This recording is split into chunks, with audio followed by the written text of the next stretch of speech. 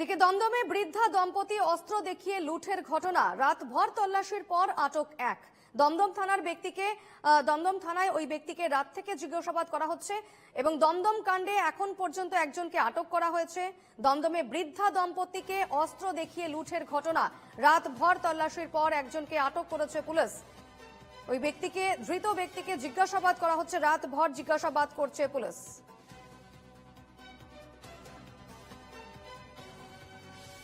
এই মুহূর্তে আমাদের সঙ্গে টেলিফোনে রয়েছেন প্রতিনিধি শান্তনু ব্যানার্জি। শান্তনু, যে বৃদ্ধা দম্পতিকে একেবারে অস্ত্র দেখিয়ে লুট করা হয়েছিল, সেই ঘটনায় একজনকে জানা যাচ্ছে পুলিশ গ্রেফতার করেছে।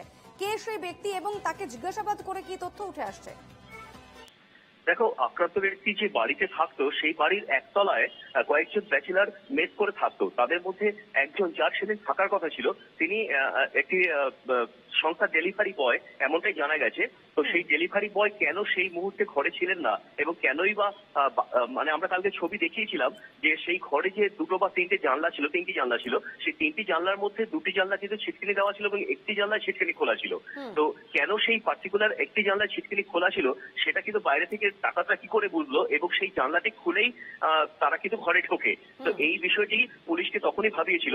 আমরা গতকাল যে ছবি দেখিয়েছিলাম যে সুপ্রকাশ পট্টনায়ক দমদম থানার ওসি, তিনি কিন্তু সাদা পোশাকে আশেপাশে ঘুরে সাধারণ মানুষের সঙ্গে কথা বলে কার্যত সাধারণ মানুষের মধ্যে মিশে গিয়ে তিনি তদন্ত শুরু করে দিয়েছিলেন এবং রাতভর তল্লাশি চলেছিল এবং তারপরে সাফল্য আসে এবং সেই ডেলিভারি বয়কে আটক করে কিন্তু আপাতত জিজ্ঞাসাবাদ চলছে।